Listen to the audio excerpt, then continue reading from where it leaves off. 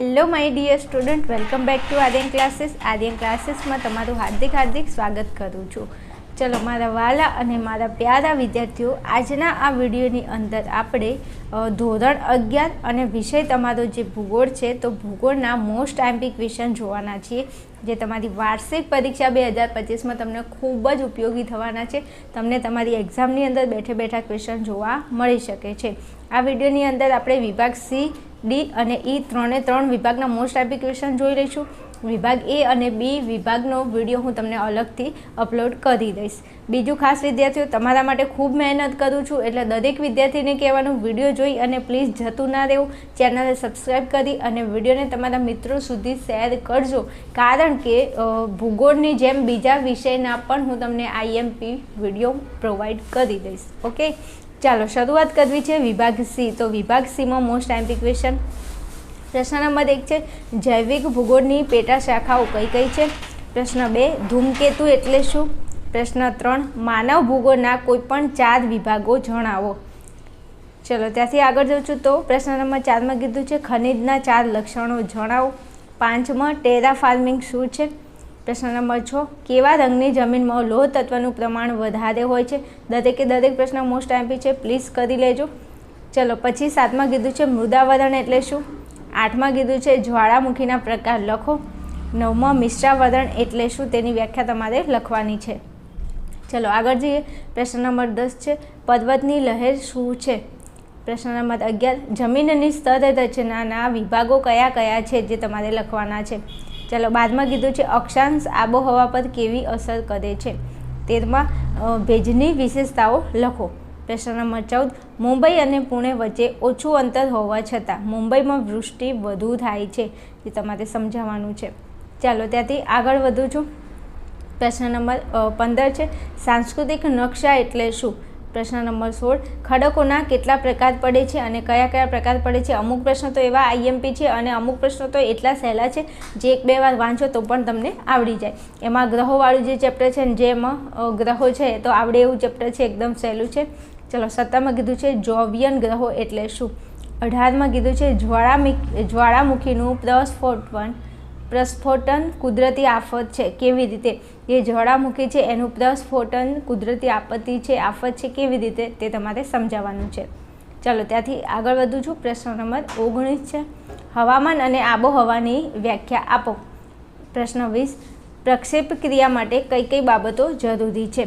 प्रश्न नंबर 21 उनाळामां बाष्पीभवननी प्रक्रिया झड़पी बने छे, समजावो। मोस्ट एमपी क्वेश्चन है। चलो 22માં कीधुं छे वातावरणनुं बंधारण जणावो। 23માં कीधुं छे साइमा स्तर में कया खनिज तत्वों आवेला छे। चलो 24માં तमने कीधुं छे फेरलनो नियम जणावो। मोस्ट एमपी क्वेश्चन है, प्लीज दरेके दरेक प्रश्न मोस्ट एमपी है, करी लेजो। चलो 25માં कीधुं छे पृथ्वीनी आंतरिक रचना अनुसार केवा विभाग पड़े छे। चलो त्याथी आगळ वधुं छुं। प्रश्न नंबर 26 है जमीनना मुख्य प्रकारो जणावो। 27માં कीधुं छे ध्रुवीय प्रदेशों में ओછી गरमी पड़े छे, तमारे कारण आपवानुं छे। चलो 28માં कीधुं छे भेजनी विशेषताओं लखो। 29માં कीधुं छे सापेक्ष आर्द्रताना लक्षणों जणावो। चलो 30માં कीधुं छे धुम्मस एटले शुं। चलो 31માં कीधुं छे तापमानना क्षितिज विस्तरण पर कया परिबळो असर करे छे। चलो त्याथी आगळ जाऊं तो प्रश्न नंबर 32 तमिलनाडुना कोरोमांडल किनारे शियाळामां वृष्टि थाय छे ते तमारे समजाववानुं छे। प्रश्न नंबर 33 रेखांश ऋतुना 2 लक्षणों जणावो। चलो 34માં कीधुं छे शियाळामां गुजरात अने राजस्थान में केटलीक वार ठंडीनुं मोजું फरी वळे छे, जे आपणे समजाववानुं छे। चलो 35માં कीधुं छे सप्तसी तारा समूह एटले शुं। चलो 36માં कीधुं छे भूगोळ कया कया विज्ञानो साथे अनुबंध धरावे छे।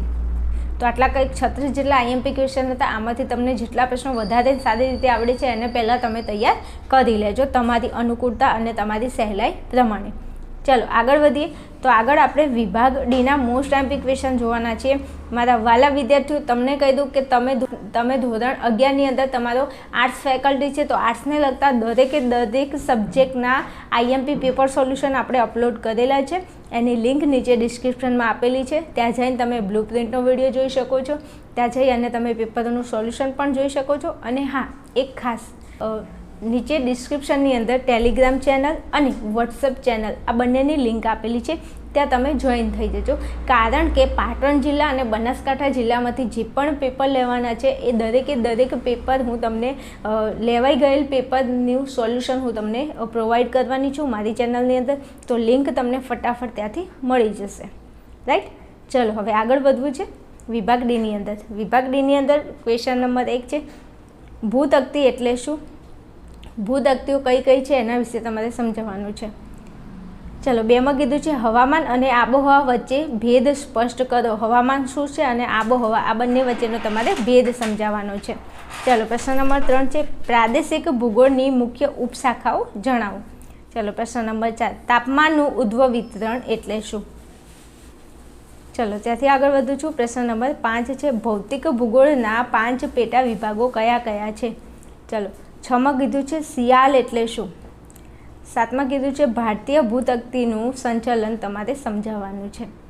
ચલો પ્રશ્ન નંબર 8 માં કીધું છે પર્વતોનું મહત્ત્વ સમજાવો. હવે પર્વતોનું મહત્ત્વ કેવું હોય આપણને ન આવડે અને પ્રશ્ન સહેલો છે, તૈયાર કરી નાખવાનો. ચલો પ્રશ્ન નંબર 9, પેન્થાલસા એટલે શું? શું કીધું છે? પેન્થાલસા એટલે શું એના વિશે તમારે સમજાવવાનું છે.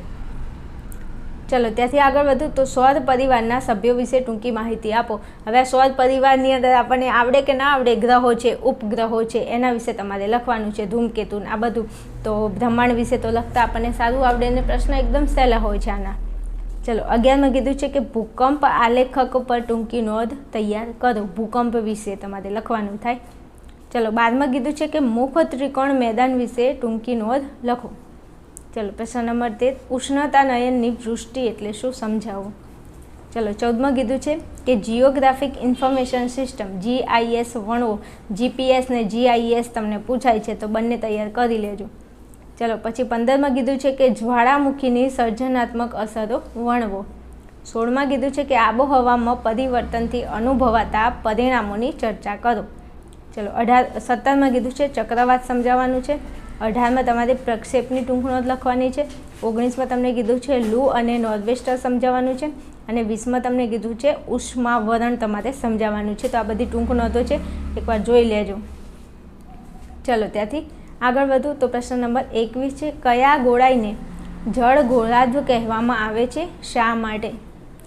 ચલો 22 માં કીધું છે કે જ્વાળામુખી પ્રસ્ફોટનના કારણો કયા છે? 23 માં કીધું છે વાયુ સમુચયના લક્ષણો આપી સમજાવો. 24 માં કીધું છે કે ઉષ્ણતાનયનની વૃષ્ટિ વિશે તમારે સમજાવવાનું છે. ચલો 25 માં કીધું છે કે સ્થાનિક સમય ટૂંક નોંધ લખો. 26 માં કીધું છે દિશા શોધવાની ધ્રુવ તારાની રીત સમજાવો. દિશા શોધવા માટે ધ્રુવનો તારો જે છે એની રીત તમારે સમજાવવાની છે. ચલો 27 માં કીધું છે આલેખાત્મક માપપટ્ટી સમજાવો. ચલો ત્યાંથી આગળ વધીએ તો પ્રશ્ન નંબર 28 માં કીધું છે કે રૂઢ સંજ્ઞાઓ નકશાની લઘુલિપિ છે, કારણ તમારે આપવાનું છે. 29 માં કીધું છે કે ભૂકંપ થવાના કારણો જણાવો. તો આ ભૂકંપ થવાના કારણો સહેલો પ્રશ્ન છે, આવડી જાય એવો છે. ચલો ત્યાંથી આગળ વધું છું તો આગળ જઈશું આપણે તો ધોરણ 11 ભૂગોળ વિષયમાં આપણે વિભાગ ઈના મોસ્ટ એમ્પી ક્વેશ્ચન જોવાના છે. C અને D ના જોઈ લીધા છે. મારા વાલાઓ, મારા કલેજાઓ, તમારા માટે ખૂબ મહેનત કરું છું. તો પ્લીઝ મારા દરેક વાલા વિદ્યાર્થીને જણાવવાનું કે ચેનલમાં નવા હોય તો પ્લીઝ ચેનલને સબસ્ક્રાઈબ કરી અને વિડીયોને તમારા મિત્રો સુધી શેર કરશો. અને મારી સાથે જોડાવા માટે તમે નીચે ડિસ્ક્રિપ્શનની અંદર લિંક આપેલી છે ટેલિગ્રામ અને વોટ્સએપ ચેનલની. તો આ બંને ચેનલની અંદર તમે જોઈન થઈ જજો. રાઈટ, ચલો આગળ વધું તો પ્રશ્ન નંબર 1 છે ભૂગોળનો અર્થ સમજાવી તેના વિષય વસ્તુની ચર્ચા કરો. પ્રશ્ન નંબર 2, વાદળ એટલે શું? વાદળના વિવિધ પ્રકારો તમારે સમજાવવાના છે. જો કેટલા સરસ મજાના ક્વેશ્ચન છે. ચલો 3 માં કીધું છે કે ખનિજની વ્યાખ્યા આપી તેના લક્ષણોની તમારે ચર્ચા કરવાની છે. પ્રશ્ન નંબર 4, પૃથ્વીની આંતરિક રચના અને તેના વિભાગો જણાવી બે પેટ મુદ્દાવરણ સમજાવો. ચલો 5 માં કીધું છે કે વૃષ્ટિના સ્વરૂપ જણાવી ઉષ્ણતાનયનની વૃષ્ટિ તમારે સમજાવવાની છે. ચલો ત્યાંથી આગળ જાઉં તો 6 માં કીધું છે નાઇટ્રોજન ચક્ર વિશે સમજાવો. આ જેટલા ચક્રો છે એ દરેક ચક્રમાંથી કોઈ પણ પૂછાતું હોય છે, પ્લીઝ તૈયાર કરી લેજો. ચલો 7 માં કીધું છે કે વર્તમાન સમયમાં ભૂગોળ ખૂબ જ ઉપયોગી વિષય છે, આ વિધાન સમજાવો. હાલના સમયમાં ભૂગોળ કેમ આટલું ઉપયોગી છે સમજાવો. ચલો 8માં કીધું છે કે ખડક એટલે શું, તેના મુખ્ય પ્રકારો સમજાવો. 9માં કીધું છે કે નકશાનું મહત્ત્વ તમારે વણવાનું છે. ચલો 10માં કીધું છે કે પૃથ્વીની આંતરિક સ્થિતિ જાણવાના પરોક્ષ સ્ત્રોત વિશે વણવો. 11માં કીધું છે કે જમીન નિર્માણ પ્રક્રિયા સમજાવી, તેના મુખ્ય લક્ષણો વિશે તમારે સવિસ્તાર નોંધ લખવાની છે. ચલો ત્યાંથી આગળ વધું છું. તો પ્રશ્ન નંબર 12માં કીધું છે કે ભૂગર્ભની જાણકારીના સ્ત્રોત કેટલા પ્રકારના છે, પ્રત્યક્ષ સ્ત્રોતની માહિતી વિશે સમજાવવાનું છે. ચલો પ્રશ્ન નંબર 13માં કીધું છે પ્રમાણ માપ એટલે શું, તેની જરૂરિયાત સમજાવો. ચલો છેલ્લો પ્રશ્ન છે પ્રશ્ન નંબર 14, નકશા નિર્માણની આધુનિક પદ્ધતિઓ જણાવી. ગ્લોબલ પોઝિશનિંગ સિસ્ટમ GPS વિશે તમારે સમજાવવાનું છે. જે મેં તમને આગળ કીધું હતું કે GIS અને GPS આ બંને મોસ્ટ આઈએમપી છે, પૂછાય છે, પ્લીઝ કરી લેજો. તો આટલા કંઈક 14 જેટલા ક્વેશ્ચન હતા વિભાગીની અંદર. તમને જે સારા અને સરસ મજાના આવડે છે એને પહેલાં તૈયાર કરી લેજો અને પછી થોડી જે એવા ક્વેશ્ચન છે એને થોડી તૈયાર કરવાની કોશિશ કરજો.